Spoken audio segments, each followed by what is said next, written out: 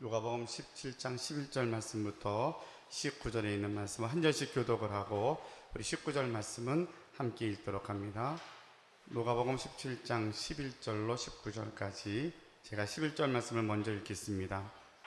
예수께서 예루살렘으로 가실 때에 사마리아와 갈릴리 사이로 지나가시다가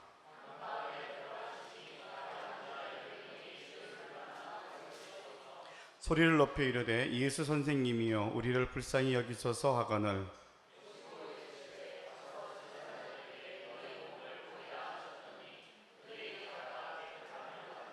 그 중에 한 사람이 자기가 나은 것을 보고 큰 소리로 하나님께 영광을 돌리며 돌아와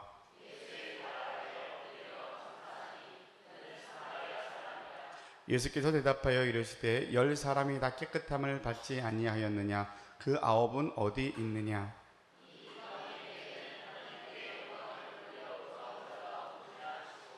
그에게 이르시되 일어나 가라 내 믿음이 너를 구원하였느니라 하시더라.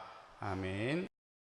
이스라엘 사람들은 3대 절기가 있습니다. 그래서 그 3개 절기에는 절대적으로 그들이 그런 의식을 가지고 절기를 지킵니다. 그 중에 하나가 맥추절입니다. 그래서 성경에 보면 출애굽기 23장 16절에 맥추절을 지키라 이는 내가 수고하고 밭에 뿌린 것의 첫 열매를 거둠이니라 라고 말씀하고 있어서 이스라엘 사람들의 맥추감사절은 굉장히 중요한 절기입니다. 그래서 그 절기를 지금까지도 지키고 있고요. 우리 교회에서도 그 맥추절을 우리가 반전 감사의 의미로 다시 적용하여서 한국교회가 맥추절을 지키고 있습니다.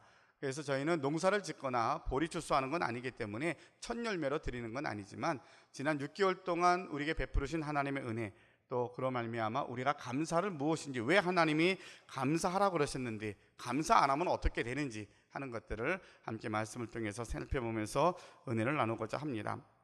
데살로니가전서 5장 16절로 18절 말씀해 보니까 이런 말씀이 나옵니다. 항상 기뻐하라 쉬지 말고 기도하라 범사에 감사하라 이는 그리스도 예수 안에서 너희를 향하신 하나님의 뜻이니라. 어떤 학자들은 항상 기뻐하는 것, 쉬지 말고 기도하는 것, 범사에 감사하는 것 이 세 가지 모두가 다 하나님의 뜻 안에 들어가 있다라고 설명하기도 하고요. 또 어떤 이들은 18절에 있는 말씀처럼 범사에 감사하라 이는 그리스도 예수 안에서 너희를 향하신 하나님의 뜻이니라. 감사가 하나님의 뜻이라고 설명하는 이도 있습니다. 어떤 설명이든 두 가지 설명이 다 틀리지 않고 또 주장이 좀 다른 것인데 공통적인 것은 범사에 감사하는 것이 하나님의 뜻이라는 겁니다. 왜 감사해야 됩니까? 하나님의 뜻이기 때문에 감사하는 거죠. 왜 감사해야 됩니까? 감사 안 하면 우리 마음속에 그 빈자리에 불평이 생기고 원망이 생기고 남을 탓하는 마음, 시기하는 질투하는 마음 때문에 우리의 삶이 곤고해진다는 거예요. 그래서 우리 생각 아닙니다. 저는 감사도 안 하지만 불평도 안 합니다. 그렇게 말할 수 있지만 곰곰이 솔직하게 생각을 해보세요. 우리 마음은 둘 중에 하나이더라고요. 어떤 사건이 되었을 때 감사가 되거나 그것 때문에 원망이 되거나 우리가 대충 지나갈 수 있지만 우리가 지나간 인생 삶의 모든 여정들을 뒤돌아보거나 지나간 반년을 뒤돌아볼 때에도 우리가 감사가 있든지 불평이 있든지 둘 중에 하나라는 거죠. 그래서 하나님 우리에게 너는 감사해야 된다. 그것이 내 뜻이야. 그것이 너희가 사는 것이야. 사는 길이라고 우리에게 분명하게 말씀을 해주십니다. 왜 감사해야 되는가를 설명하기 전에 불평하면 어떻게 되는가에 대해서 이스라엘의 역사를 통해서 우리에게 주는 교훈이 너무 분명합니다. 여러분이 잘 아는 것처럼 이스라엘 백성들이 애굽에서 종살이를 약 400년 넘게 합니다. 430년 동안 종살이 하다가 너무 그 종살이가 힘들어서 하나님께 기도합니다. 하나님 우리를 좀 여기서 해방시켜 달라고. 하나님의 그 기도에 응답하셔서 모세를 80년 동안 준비시키시죠. 40년 동안 왕궁에서 왕자로 자라게 하시고 40년 동안 광야에서 광야 생활을 이제 훈련을 합니다. 우리가 생각에는 왜 모세가 40년 동안 왕자로 살고 40년 동안 광야에 살았는지 잘 이해가 되지 않는데 그래야 지도자가 되고 그래야 광야 40년을 백성들이 이끌어갈 수 있도록 훈련이 됐더라고요. 여러분 우리가 내가 생각하고 내가 잘못해서 깨지고 넘어지고 성공하고 실패한 것들이 우연인 것 같은데 하나님이 일의 사명으로 그것을 다시 비춰보면 이렇게 쓰시려고 나를 훈련하셨구나 하는 것들을 우리가 깨닫게 될 때 섬찟하게 되죠. 모세 하나님이 그렇게 80년 동안 훈련하셔서 이스라엘 백성들의 지도자가 되어 출애굽합니다. 10가지 기적을 보여주셔서 이스라엘 백성들이 홍해를 갈라서 이제 가나안 땅을 향해 들어가는데 그만 그들이 정탐꾼을 보내고 난 후에 그들의 마음이 이제는 닫혀버리게 되죠. 왜냐하면 12명의 정탐꾼이 가나안 땅을 가서 먼저 보고 왔는데 보고가 그런 겁니다. 너무 좋은데 우리가 하면 다 죽을 거야 라는 게 10명, 12명 중에 10명이 보고였어요. 너무 좋은데 우리 건 아니라는 거예요. 왜요? 자기들의 능력으로 보니까 종살이했던 패배주의적 종으로 살았던, 종의 생각을 갖고 살았던 그들의 눈으로 가나안 땅을 보니까 좋은데 내 건 아니라는 거예요. 근데 그 중에 두 사람, 여호수아와 갈렙은 종의 눈으로 보지 않고 하나님의 눈으로, 믿음의 눈으로 보니까 너무 좋은데 하나님이 우리에게 맡겨주시면 우리 땅이야, 그렇게 선언하고 갑니다. 보는 눈이 너무 다르죠. 같은 걸 봤는데 종의 눈으로 보니까, 패배자의 눈으로 보니까 좋은 줄도 아는데 내게 아닌 거예요. 하나님이 약속하신 것이고 10가지 기적으로 능력을 보고 가는데도 내게 안 되는 거예요. 왜냐하면 종의 눈으로 보니까, 패배자의 눈으로 보니까 다 안 되는 거예요. 똑같은 걸 경험해서 10가지 재앙도 보고 가나안 땅 보고 하나님의 약속의 눈으로 보니까 여호수아와 갈렙은 정말 좋습니다. 막 흥분이 된 거예요. 너무 좋은데 그거 우리 땅입니다. 왜요? 하나님이 우리 손에 붙여주시면 저건 다 우리의 밥입니다. 그렇게 선언하고 가죠. 근데 결국은 다수결로 그랬는지 10명의 의견에 휩싸여서 백성들이 막 원망합니다. 불평합니다. 그 불평이 우리를 그래도 종살이 할 때 좀 나은 것 같은데, 우리가 애굽 땅에서 장사 지낼 땅이 없어 우리를 이곳에 끌고 왔느냐, 이곳에 버리고 사막에서 광야에서 우리 죽게 했느냐, 끊임없이 불평하면서 우리 죽게 해달라고 불평을 합니다. 우리 죽게 해달라고. 하나님께서 그들의 불평을 들으십니다. 너희 죽게 해달라 그랬지, 너희 죽을 거야. 두렵죠? 그게 출애굽 사건의 앞부분에 있는 내용들이에요. 패배자의 눈으로 보고 종살이했던 그런 심정으로 세상을 바라보고 그들이 약속의 땅을 보고서도 우린 못합니다, 우리가 왜 이곳에 왔습니까? 하나님 끊임없이 원망하고 불평하는 그들에게 너희들이 너희 말한 대로 너희가 죽을 거야, 하나님이 그렇게 그들에게 말씀하십니다. 실제로 출애굽한 60만, 20세 이상 된 60만이 광야에서 다 죽습니다. 40년 동안 끊임없이 그들은 불평을 합니다. 고기 먹게 해달라고 고기 달라 그러고요, 며칠만 물이 없으면 물이 없다고 불평하고요. 그럴 때마다 하나님 왜 우리 여기 오게 했습니까? 우리 그냥 종세례 할 때는 차라리 고기도 먹었는데요, 괜찮은 것 같은데요, 왜 우리 이곳에 왔습니까? 끊임없이 불평하다가 그들의 마음속에서 그 불평 때문에, 그들이 한 말 때문에 그들이 다 광야에서 죽습니다. 사실은 이 설교를 할 때마다 두려워요. 그냥 우리가 하는 말도 이와 비슷한 불평이 좀 많거든요. 은혜가 분명히 있지만 우리도 모르는 사이에 원망이 있고 불평이 있어서 우린 잊어버릴 때가 많아요. 하나님 눈에 안 보이니까, 하나님 안 계시잖아, 나 힘들 때 하나님 뭐 하셨습니까? 이런 마음이 우리 속에 남아있더라는 거예요. 그래서 우리도 모르는 사이에 원망이 되고 불평이 되고 그저 아닌 것처럼 하고 살지만 그 밑에 뿌리가, 그 불평의 뿌리가 우리로 하여금 늘 뭔가 불편하게 하고 자유롭지 못하게 하고, 하나님은 우리에게 기쁨을 주고 감사를 주고 영생을 주고 복을 주었다 그러는데 이 복을 누리고 살아가는 게 아니라 끊임없이 우리를 모르게 눌려 사는 것처럼, 아닌 것처럼 살려니까 더 힘들잖아요. 괜찮은 것처럼 하려니까 더 어렵잖아요. 우리는 힘들면 힘들다고 이야기하고 어려우면 어렵다고 말하는 게 그게 믿음인데, 우리는 그렇지 못했고 조금 알면 도리어 다 포장하고 살듯 하니까 힘들더라는 거예요.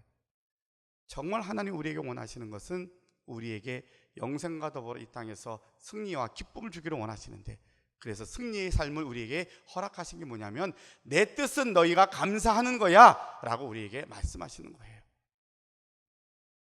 여러분, 지나간 6개월을 뒤돌아보면서 우리 금요일 날도 함께 우리 국가적으로, 교회적으로, 또 개인적으로 감사한 것들을 함께 나누었는데, 여러분 짧은 시간이지만 한번 쭉 머릿속에 스쳐 지나갔으면 좋겠어요. 나에게 어떤 일들이 있었는지. 다 좋은 일만 있지는 않았을 것 같아요. 아프기도 했고 깨지기도 했고 힘든 일도 있었을 것 같아요. 그런 순간 나도 모르게 불평도 했을 거고요, 원망도 했을 수 있을 것 같아요. 우리 젊은이들에게 많이 있는데 내가 좀 금수저로 태어났으면 좋았을 걸 하는 생각도 젊은이들이 왜 안 하겠어요? 사는 게 너무 힘드니까, 이 시대에 젊은이로 사는 게 너무나 고통스러우니까. 그것이 다는 아닌데 매스컴에서 매일 그렇게 얘기하니까 스스로가 그렇게 생각하는 것 같아요. 저는 좀 반대로 생각하는데, 젊다는 것 자체가 복인데 우리는 젊다는 것 자체가 짐이 돼버렸어요. 그러니까 우리도 모르게 불평이나 원망과 아닌 것처럼 그냥 우리 마음이 더 헷갈리니까 더 힘들 것 같아요. 이 시간 한 번 더 말씀 속에 우리가 다시 한번 서보자고요. 하나님의 뜻, 우리가 믿는 하나님 우리에게 뭘 하라 그러시는지, 하나님의 뜻은 감사하라고 우리에게 가르치십니다. 범사에 감사하라고. 여러분, 지난 6개월 동안 많은 일들 속에서 구체적으로 감사한 것을 찾아서 하나님께 감사할 수 있는 저와 여러분들이 되시기를 바랍니다. 잊지 마세요. 불평은 더 큰 불평을 우리에게 가져다 줍니다. 짜증은 더 큰 짜증으로 우리를 몰아갑니다. 그래서 하나님은 하나님 백성들이 불평과 짜증 때문에 더 힘들어지는 것을 하나님이 원하지 않으신다는 거예요. 하나님이 원하시는 것은 하나님의 백성들이 감사함으로 더 큰 복을 누리기를 원하셔서 우리에게 감사로 얻은 더 큰 감사의 사건들을 우리에게 소개를 해줍니다. 두 번째 내용은 우리가 함께 교독한 본문의 내용입니다. 감사를 통하여서 더 큰 감사를 얻은 나병 환자의 이야기입니다. 여러분이 아는 것처럼 나병은 아주 저주받은 병이라고 할 만큼 이스라엘 사람들에게는 보통 사람들에게 일상생활을 가지 못했던 그런 병입니다. 여러분 아시는 것처럼 코가 떨어져 나가고 귀가 떨어져 나가도 통증이 없어요. 몸이 막 썩고 곱는데도 이게 아프질 않아요. 그러니까 모르는 거죠. 끔찍한 거죠. 너무 지독한 병이고 구약시대 때는 그것은 천벌이라고 했어요. 이것은 그가 큰 죄를 지어서 이렇게 사는 거라고 생각했던 그런 사람들이에요. 일상적으로 보통 주민들하고 마을에 살지 못합니다. 자기들끼리 모여서 이렇게 돌아다니는데 그 인생이 얼마나 힘들었겠어요. 얼마나 처참하고 희망이 없고 야 이게 사는 게 아니구나 그런 생각을 가졌던 무리였던 것 같아요. 근데 소문이 들립니다. 예수라는 젊은이가 갑자기 등장을 했는데 그는 대단한 사람이야.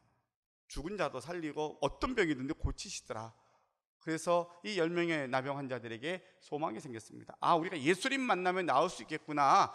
설령 못 난다 할지라도 마지막 지푸라기라도 잡을 심정으로 예수님 만나면 우리가 한번 예수님께 간청해보자 이런 마음으로 서로에게 마음을 모았던 것 같아요. 어느 날 예수님이 자신들이 있는 마을에 지나가신다는 소문을 듣습니다. 기다렸던 시간이지요. 멀리서 예수님 일행이 가는 걸 보고서는 소리 질러서 그들에게 예수님께 다시 한번 자신들의 사정을 아릅니다. 오늘 본문의 13절에 보니까 소리를 높이 이르되 예수 선생님이여 우리를 불쌍히 여기소서라고 말합니다. 고쳐달라는 말도 못합니다. 그냥 우리를 불쌍히 여겨달라고만 큰 소리로 외쳐서 예수님 귀에 들리게 됩니다. 예수님께서 그것을 보시고 말씀하십니다. 제사장들에게 가서 너희 몸을 보이라고 말씀하십니다. 그 당시에는 그 나병이 나은 것을 확인증을 띄워줘야 되는데 발급해줘야 되는데 확인증을 띄워줄 수 있는 자격이 제사장들에게 있었습니다. 그러니까 자기가 나는 나병이 다 나았습니다 해도 인정이 되질 않아요. 그건 확인증이 있어야 돼요. 그래서 예수님은 그 당시의 법과 제도에 따라서 너희가 이제는 사람들 앞에 오는 게 부담스러우니까 우리에게 오지 말고 제사장들에게 가라. 이 말씀을 듣고 10사람이 무리지어서 글로 갑니다. 근데 무리지어서 가는 것도 대단한 것 같아요. 예수님 그 한 말씀 듣고 그들이 믿어졌으니까 갔을 거 아니에요. 아니 와서 안수를 해주든가 눈 맞추고 얘기를 하든가 그러면 좋은데 아무 얘기도 안 하시고 그냥 제사장들에게 가 그랬더니 이 사람들이 갑니다. 근데 기적은 가다가 병이 나았어요. 여러분이 만약에 이 환자들, 나병 환자 입장이라면 어떤 느낌이 들었겠어요? 이게 기가 막힌 일이잖아요. 인생이 달라지는데 너무나 놀라운 일이 생긴 거예요. 그래서 오늘 본문에 보니까 그 중에 한 사람은 제사장에게 가다가 돌아와서 예수님께 먼저 감사 기도를 드립니다. 감사 예배를 드리는 거예요. 그때 예수님께서 하시는 말씀이 10사람이 너 거기 있지 않았느냐? 10사람이 거기 있는데 9은 어디 있느냐? 9은 어디 있느냐? 예수님이 그렇게 반문을 하십니다. 우리 같으면 제사장에게 가다가 병이 나왔어요. 그러면 당연히 예수님께 가야지 그런 마음이 들을까? 아니면 빨리 제사장에게 가서 확인증 받아서 집으로 갈까? 어떤 마음이 더 들을 것 같아요? 우리도 9에 별로 다르지 않을 것 같아요. 그렇죠? 완전히 딴 세상이잖아요. 말도 안 되는 일이 벌어졌어요. 예수님 다 잊어버리죠. 예수님 알게 뭐예요? 빨리 가서 내가 확인증 받아서 내가 빨리 가족에 돌아가야지. 그게 당연할 수 있을 것 같아요. 근데 오늘 이 말씀을 준비하면서 저는 예수님의 마음을 한번 느껴봤으면 좋겠다는 생각이 들어요. 예수님은 묻습니다. 9은 어디 있느냐? 9은 어디 있느냐? 그 9도 낫지 않았느냐라는 물음이시거든요. 너만 나았니? 물었더니 아니에요. 다 나았어요. 근데 9은 어디 갔어? 9은 다 제사장에게 가고 자기 집으로 갔을 텐데 그것이 나쁘다라는 게 아니라 주님이 왜 안타까워하실까? 이제는 예수님께 감사했던 이 사람에게 주신 이 복을 생각하면 왜 9명을 찾았는가를 우리가 알게 돼요. 오늘 본문에 보니까 예수님이 이렇게 말씀하십니다. 이 이방인 외에는 하나님께 영광을 돌리러 온 자가 없느냐 하시고 그에게 이르시되 일어나 가라 내 믿음이 너를 구원하였느니라. 일어나 가라 내 믿음이 너를 구원하였느니라. 나병이 나아도 우리 이 땅에 살다가 생명에 닿으면 죽음의 길을 갈 겁니다. 그런데 예수님을 통해서 우리에게 허락하신 그 축복은 이 땅에 살다가 죽어 없어지는 복이 아니라 이 땅이 아닌 영원한 나라 천국에서 영생 얻을 복을 주님이 주시려고 그 아홉을 어디 있느냐라고 찾으셨다는 거죠. 나병이 낫는 것도 너무 큰 은혜이고 너무 큰 축복인데, 나병이 나와도 우리는 살다가 또 병에 걸릴 거고요, 또 어려움을 당할 거고요, 또 시험이 있을 건데, 그러면 어떻게 살 거냐? 그 나병을 통하여서 너희가 나은 것을 예수님이 고쳐주었습니다. 그래서 그분께 감사하면 이제 나병이 나은 것보다 더 큰 선물을 너희에게 줄 텐데, 그 선물을 주님이 갖고 기다리고 계셨는데 9명이 오지 않은 거예요. 주님은 이 한 명 때문에 너무나 기뻐하셨지만 한편으로는 그 9명 때문에 안타까워하시는 주님의 마음이 9이 어디 있느냐라고 물음 속에 느낄 수가 있을 것 같아요. 왜 여러분, 우리가 감사가 하나님의 뜻이라고 말씀을 들었습니까? 불평하면 그 길은 멸망의 길이니까요. 감사함을 하나님의 더 큰 복을 주시려고 예비해 놓으셨으니까, 이 복은 이 땅에서 우리가 사는 날 동안 우리가 당하는 곤고함과 어려운 문제만 해결되는 것이 아니라 예수님 믿음으로 영생을 얻고 천국 백성 되고 그것이 우리가 이 땅에서도 누리고 살 수 있다고 하는 확신을 우리에게 주시려고 하는 하나님의 선물을 준비하고 기다리고 계시다라는 거죠. 우리의 감사는 더 큰 감사로 하나님께서 우리에게 예비하신 은혜를 허락해 주실 줄로 믿습니다. 지난 6개월 동안 우리가 받은 은혜, 힘든 것도 있지만 그 속에서 받은 은혜를 여러분 구체적으로 생각하면서 우리에게 더 큰 감사의 이유들을 준비하고 기다리시는 그 주님 앞에 여러분 순종하는 마음으로 감사로 나아가는 저 여러분이 되시기를 바랍니다. 우리 하나님은 우리에게 너 고생 좀 해봐라, 너 그렇게 살았지, 너 나 없이 산다고 그랬지, 그래 내가 그럴 줄 알았어, 이런 분이 아니라는 거예요. 부모님들은 가끔 그런 마음이 드시던가요? 자녀들이 좀 속세게고 말 안 들으면 이 표현이 좀 그렇긴 하는데 너 닮은 딸 낳아라 그러지 않으십니까? 너 다른 아들 있어가지고 고생해보라고. 그렇죠? 이게 참 좋은 얘기가 아닌 것 같은데 근데 또 그렇게 살더라고, 이상하게. 그렇죠? 그거 끊는 길은 예수 믿으면 끊어져요. 끊어져야 돼요. 그러면 안 돼요. 그러니까 부모도 그런 마음이지만 근데 우리가 그 마음이 자식을 미워하는 마음이 아니잖아요. 속상해서 하는 마음인데, 우리 하나님은 우리 하나님의 자녀들에게 너 고생 좀 해봐라, 너 내가 그럴 줄 알아, 이런 분이 아니시라는 거예요. 성경 66권을 다 구석구석 보면 우리 하나님은 우리의 죄 때문에 독생자까지 아낌없이 주신 분이 하나님의 사랑이고요, 끊임없이 기다리시는데 아무것도 묻지 않고 그냥 기다리시더라고요. 하나님이. 하나님께서 인간의 그 욕망, 인간의 잘못된 것을 다 아시는데도 하나님이 져주시더라고요. 자식을 이기는 부모가 없는 것은 여러분 동의하시죠? 예. 이기는 경우도 종종 있긴 하는데 그건 예외적이더라고요. 근데 하나님도 사람들에게 져주시더라고요. 그 대표적인 사건이 사사시대가 끝나고 나서 이제는 임금을 달라고 그러는데, 첫 번째 사울왕을 달라고 그러는데 하나님이 그 백성들을 말리십니다. 야, 니네 임금 주면 니네 고생할 거야, 세금 내야 되고 맨날 고생할 거야, 임금 그거 제대로 가지 않아. 하나님이 그렇게 계속 얘기하시는데도 끊임없이 왕을 달라는 거예요. 그래, 할 수 없지 뭐. 그래서 사울왕 하나님이 허락해 주십니다.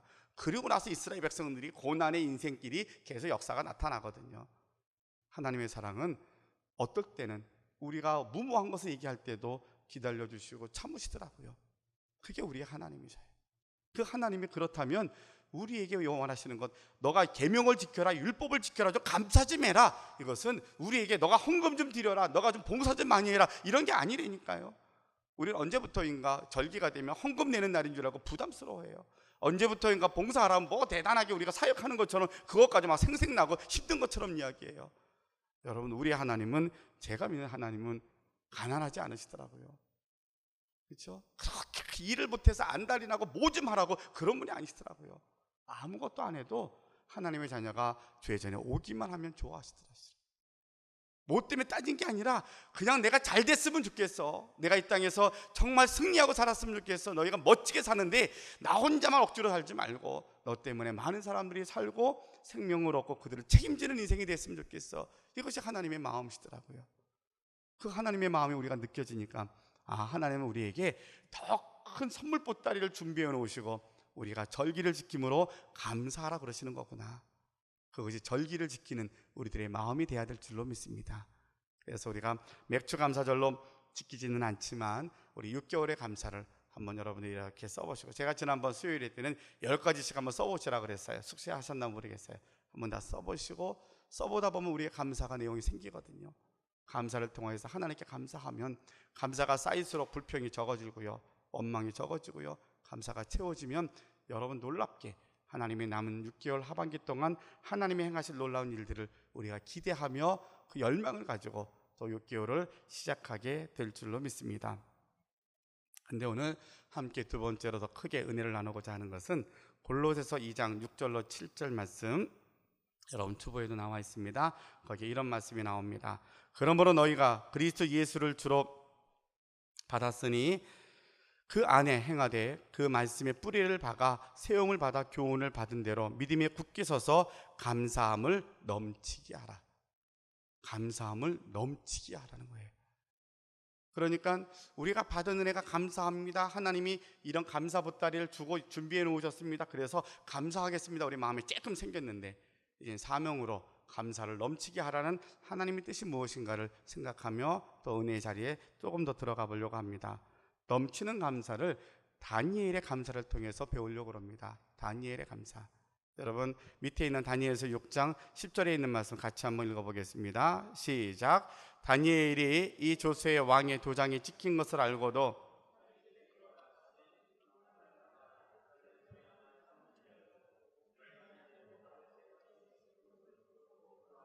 그의 하나님께 감사하였더라. 나라가 망했어요. 나라가 망하면 정말 비참해집니다. 우리가 전후 세대들, 전쟁을 모르는 전후 세대들은 사실은 그 고통을 잘 모르잖아요. 설마 하지 나라가 망할 수 있을까? 우리 나라가 망해봤던 나라예요. 나라가 전쟁으로 완전히 황폐한 그러한 나라가 됐던 그런 나라를 우리가 기억을 해요. 이스라엘의 나라가 망했어요. 선민인의 나라가 망해버렸어요. 그래서 포로로 잡혀갑니다. 근데 참 놀라운 게 포로로 잡혀가는 그 70년의 기간을 하나님이 예정하시고 하나님의 계획 속에 있다고 일러주십니다. 하나님의 계획 속에 있다 보니까 포로로 잡혀갔는데 이스라엘 백성들이 그 나라의 총리가 됩니다. 놀랍죠? 그 나라의 왕비가 됩니다. 그 사람이 에스더고 다니엘이거든요. 성경에 나와 있는 인물들인 거예요. 나라가 망해서 부득이하게 이제는 그 나라의 포로로 잡혀간 다니엘이 그 나라의 총리가 되었어요. 그랬더니 원래 그 나라에 있었던 다른 총리들이 시기 질투 안 하겠습니까? 아니 포로로 잡아온 친구가 좀 똑똑하다고 우리랑 똑같아졌네? 이게 용납이 안 되는 거예요. 그래서 기존에 있던 사람들이 자기네끼리 모의를 해가지고 그렇게 꾸밉니다. 어떻게 하면 저 다니엘을 우리가 제거할 수 있을까 고민을 했더니 다니엘이 변함없이 하는 게 하나 있어요. 그게 뭐냐면 예루살렘을 향하여서 창문을 열고 하루에 3번 기도합니다. 그 당시에 그들에게 악한 꾀가 나왔어요. 왕은 자기를 높여주면 착각을 하더라고요.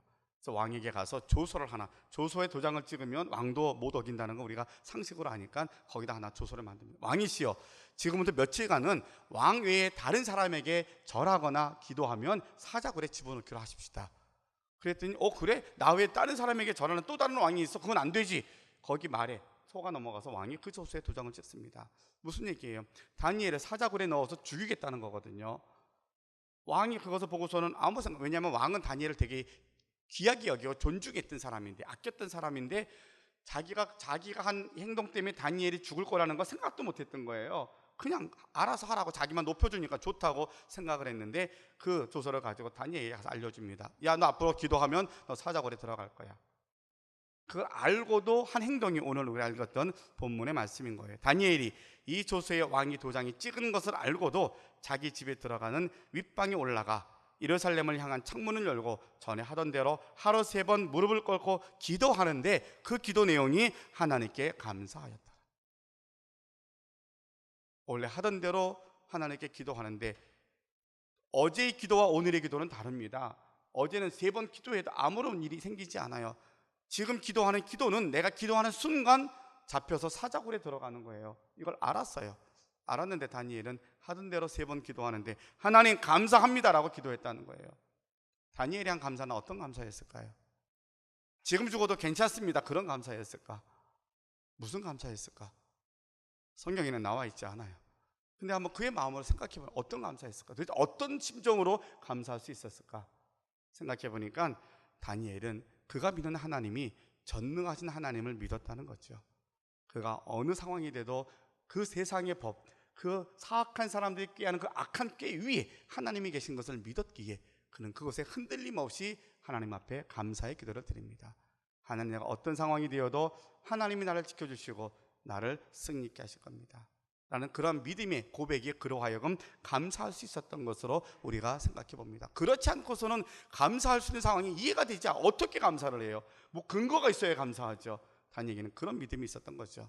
그랬더니 정말로 사악한 사람들이 다니엘을 붙잡아다가 왕에게 데려다 놓습니다. 왕이 막 당황을 합니다. 이걸 어떻게 하지? 이러려고 그런 건 아닌데 이미 벌어진 이제 어떻게 하겠어요? 할 수 없이 다니엘, 너는 찾아올러 가야 돼. 근데 그렇게 말하죠. 너희 하나님이 너를 지켜주실 거야. 이방 임금이 그렇게 말합니다. 너희 하나님이 너를 지켜주실 거야. 그러니까 다니엘, 하나님의 사람들은 하나님만 바라보고 순종하였더니 어떤 역사가 나타나냐면 이방 사람들을 통해서 하나님께 영광 돌리는 일이 벌어지더라는 거죠. 결국 다니엘이 사자굴로 들어갑니다. 그 다음날 되었어요. 왕이 밤새 잠 못 자고 굴에 가서 다니엘아 너 살았으면 한번 얘기 좀 해봐 그랬더니 다니엘이 왕이 저 괜찮습니다. 아무렇지도 않았던 거예요. 이솝 우화 같은 이야기인 거죠. 말도 안 되는 일인 거예요. 근데 그 사건이 벌어져서 다니엘은 멀쩡하게 왕이 너무 좋아하죠. 결국은 사악한 사람들 다 집어넣어서 그 사악한 사람들이 사자의 밥이 됩니다. 여러분, 우리가 감사하는 거 배웠어요. 그래, 하나님의 뜻이니까 감사하자. 왜? 하나님이 우리가 감사 안 하면 하나님이 이렇게 선물 보따리 갖다 놓고 더 안타까워 하시니까 우리가 좀 한번 감사해 드려보자. 그래도 괜찮을 것 같다. 왜냐하면 예수님의 마음, 하나님의 마음 우리에게 선물 주시려고 하니까 그런 마음으로 감사해보자. 근데 우리가 하나님의 능력을 깨닫고 하나님의 은혜를 경험한 사람이라면 이 감사가 넘치는 감사가 되게 해보자.